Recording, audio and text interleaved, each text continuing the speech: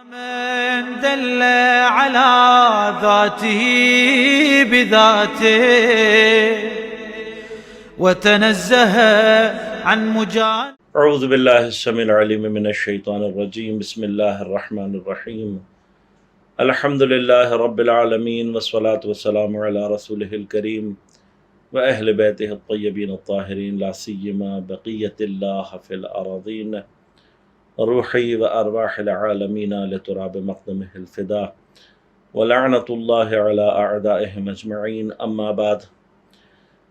قال امام الرضا علیہ الصلاۃ والسلام: لا يستكمل عبد حقیقت الایمان حتى تكون فیہ خصال ثلاث: التفقه فی الدین وحسن التقدیر فی المعیشہ والصبر علی الرزایا.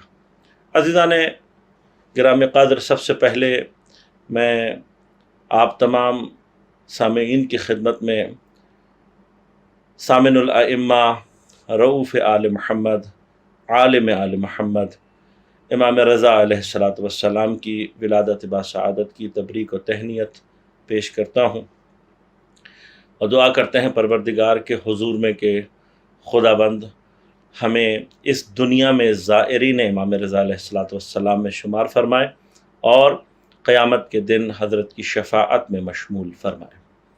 عزیزان گرامی قدر، امام رضا علیہ الصلاۃ والسلام کا جو زمانہ ہے تاریخی اعتبار سے وہ نہایت ہی حساس زمانہ ہے، اس لیے کہ ایک طرف امام رضا علیہ الصلاۃ والسلام سے پہلے کے دور میں تقریباً جتنے بھی انشعابات یعنی تشیع سے، شیعت سے جتنے بھی فرقے بنے ہیں وہ سارے کے سارے امام رضا علیہ الصلاۃ والسلام سے پہلے بنے ہیں. تقریباً علماء کا اس بات پر اتفاق ہے کہ جو کوئی بھی امام رضا علیہ الصلاۃ والسلام کی امامت تک پہنچ گیا اور اس نے آپ کو امام برحق تسلیم کر لیا، وہ حتماً 12ویں امام مہدی علیہ الصلاۃ والسلام تک پہنچا ہے، اور جو آپ کی امامت کا قائل ہے وہ اثنا عشری شیعہ اور دین مبین اسلام کا صحیح پیروکار ہے. امام رضا علیہ الصلاۃ والسلام کی اس زندگی کے سیاسی پہلو کو اگر سامنے رکھا جائے تو بہت سارے مباحث ہیں، بہت ساری گفتگو ہے. تاریخ یقیناً ایک اتنی مفصل بحث ہے کہ جس کے لیے جداگانہ وقت درکار ہے، اور جب خدا نے توفیق دی انشاءاللہ تو آپ کی خدمت میں بعض مطالب عرض ضرور کیے جائیں گے. امام رضا علیہ الصلاۃ والسلام کے دور میں لیکن جو اہم ترین حرکت ہوئی ہے وہ یہ تھی کہ اپنے زمانے کے طاغوت مأمون نے ایک ایسی سیاسی حرکت کی ہے، ایک ایسی سیاسی چال چلی ہے کہ جس سیاسی چال نے تشیع کے انقلابی جو کیفیات تھیں اس کے اوپر ایک بڑا شدید ضربہ اور ایک بہت زبردست چوٹ لگائی. امام حسین علیہ الصلاۃ والسلام کی شہادت اور کربلا اور عاشورہ کے واقعے سے لے کر آج تک تاریخ میں امام حسین علیہ الصلاۃ والسلام کی قربانی اور کربلا اور عاشورہ کے انقلاب سے لے کر اب تک مسلسل نہضتیں ہیں کہ جو اپنے زمانے کے ظالم و طاغوت کے سامنے کھڑی ہوتی رہیں گی. لہٰذا عاشورہ کے بعد ایک اہم ترین جو انقلابات ہیں اس میں قیام توابین ہے، قیام مختار ہے، قیام شہید فخ ہے، قیام زید شہید ہے. اس کے علاوہ بے تحاشا قیام ہے جو مسلسل بنو امیہ کے دور میں بھی ہوتے رہے اور پھر بعد میں بنو عباس کے مقابلے پر بھی جو سادات ہیں خاص طور پر انہوں نے مختلف انقلابوں کی رہنمائی کی ہے، اور ان میں سے اکثر کی تائید ائمہ نے ڈائریکٹلی یا انڈائریکٹلی فرمائی ہے. میں یہاں پر صرف یہ جملہ ایک یعنی احتیاطاً کہتا چلوں کہ بعض مقامات پر جہاں پر ائمہ نے اس طرح کے جملے فرمائے ہیں کہ مثلا ہمارے قائم علیہ الصلاۃ والسلام کے علاوہ جو بھی کوئی انقلاب برپا کرے گا یا نہضت یا تحریک برپا کرے گا وہ باطل ہوگا، یا جو پرچم اٹھائے گا وہ باطل ہوگا، یہ یاد رکھیے گا کہ اس کا مخاطب کوئی اور ہے. اس لیے کہ بنو عباس کے دور میں بہت سارے افراد ایسے تھے اور بہت ساری تحریکیں ایسی بھی تھیں درمیان میں کہ جو اہل بیت علیہ الصلاۃ والسلام کے نام پر دوسروں کو دھوکہ دے رہی تھی. بنو عباس نے جو تخت پر قبضہ کیا ہے، ان کا ایک جھوٹا نعرہ جو انہوں نے لگایا تھا وہ تھا الرضا من آل محمد.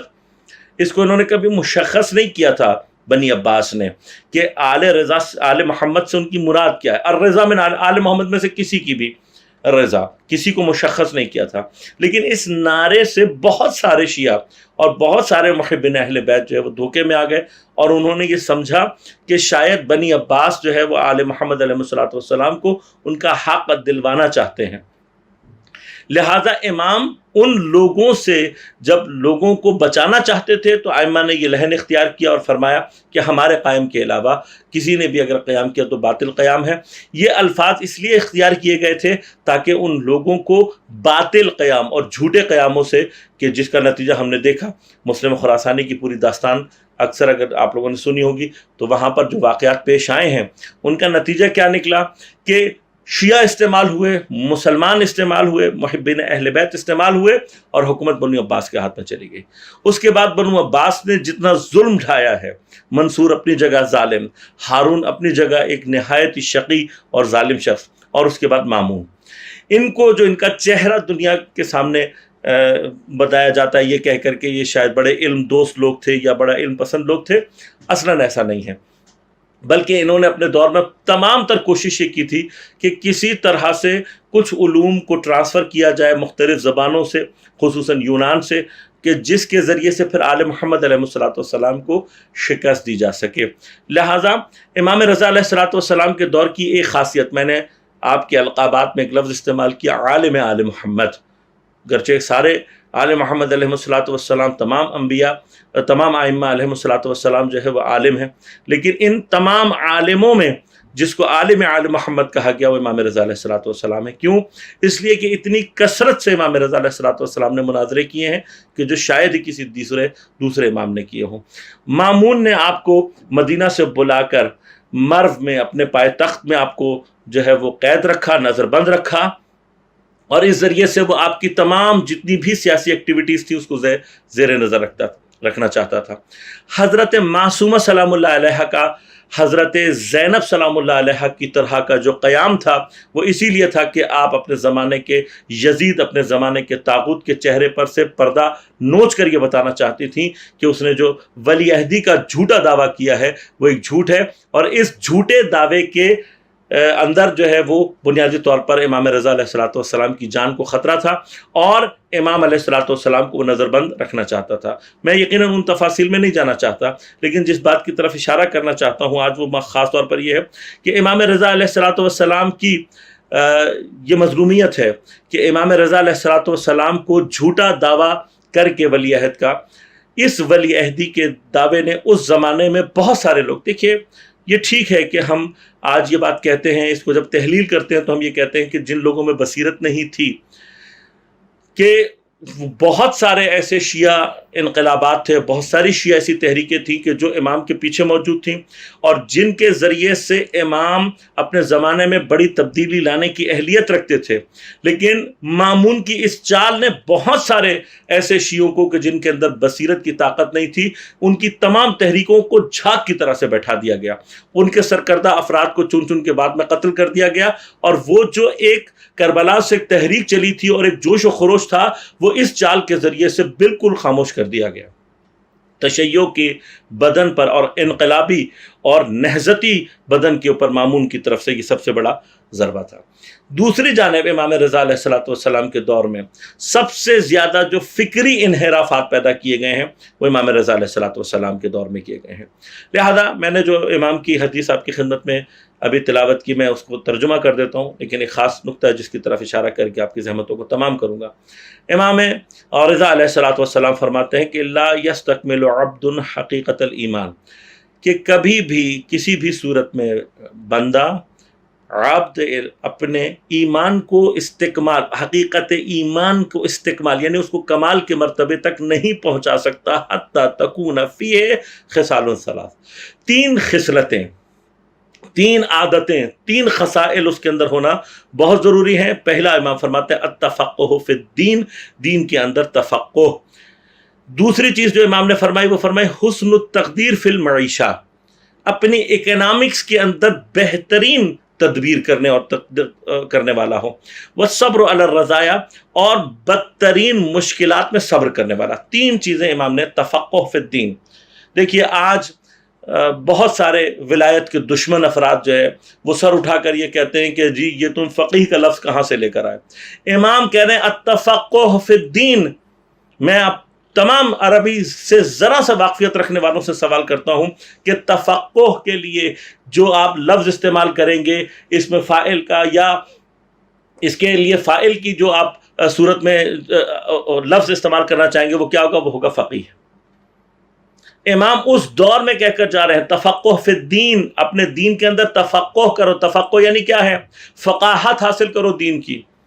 یہ امام کہہ رہے ہیں کہ جو شخص یہ خصلتیں، اور اس کو پہلا درجہ دیا امام نے کہ بغیر دین میں تفقہ کیے تم کبھی بھی دین کو، اپنے مکمل حقیقت ایمان کو مکمل نہیں کر سکتے.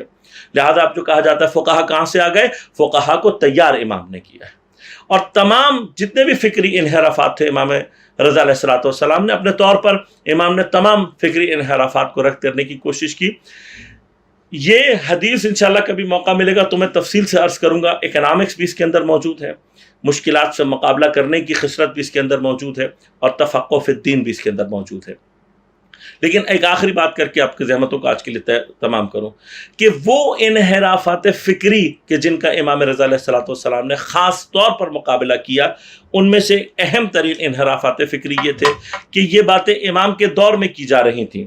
امام کے دور میں یہ باتیں ہو رہی تھیں کہ صرف ائمہ علیہم السلام کی محبت کافی ہے اور عمل کی ضرورت نہیں ہے.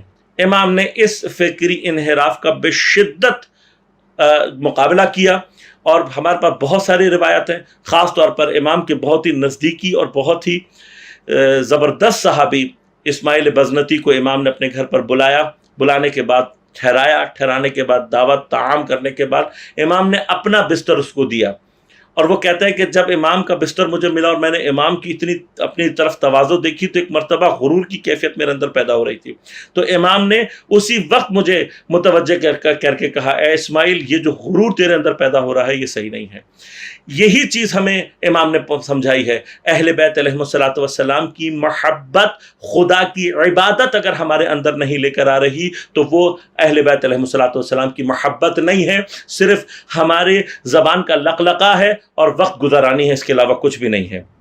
امام علیہ السلام ائمہ کی محبت کا حقیقی معنی جس کو قرآن نے کہا قل ان کنتم تحبون اللہ فاتبعونی یحببکم اللہ، اللہ کی محبت کا راستہ اتباع اہل بیت، عمل اہل بیت کی پیروی کے بغیر ممکن نہیں ہے. لہذا امام رضا نے بڑی شدت اس فکری انحراف کا مقابلہ کیا، اور اس سے متعلق امام نے فرمایا کہ عمل کے بغیر اہل بیت علیہ السلام کی محبت کسی کام نہیں آنی.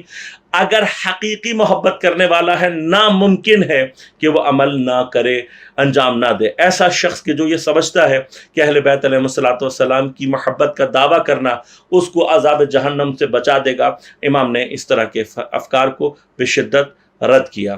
خدا ہم سب کو اہل بیت علیہ السلام کی سیرت پر چلنے کی توفیق عنایت فرمائے. بار الہ تجھے اس امام کی ولادت باسعادت کے دن پر ان کا حق کا واسطہ دیتے ہیں، اور آج کے دن جو عیدی ہمیں تجھے تیری جانب سے چاہیے سوائے امام زمان علیہ السلام کے ظہور میں تعجیل کے علاوہ برائے الہ ہمیں کوئی عیدی اور کوئی تجھ سے نعمت درکار نہیں ہے. ہم دعا کرتے ہیں کہ بحق امام رضا تو امام زمان علیہ السلام کے ظہور میں تعجیل فرما. والسلام علیکم ورحمۃ اللہ وبرکاتہ. من دل على ذاته بذاته وتنزه عن مجاهد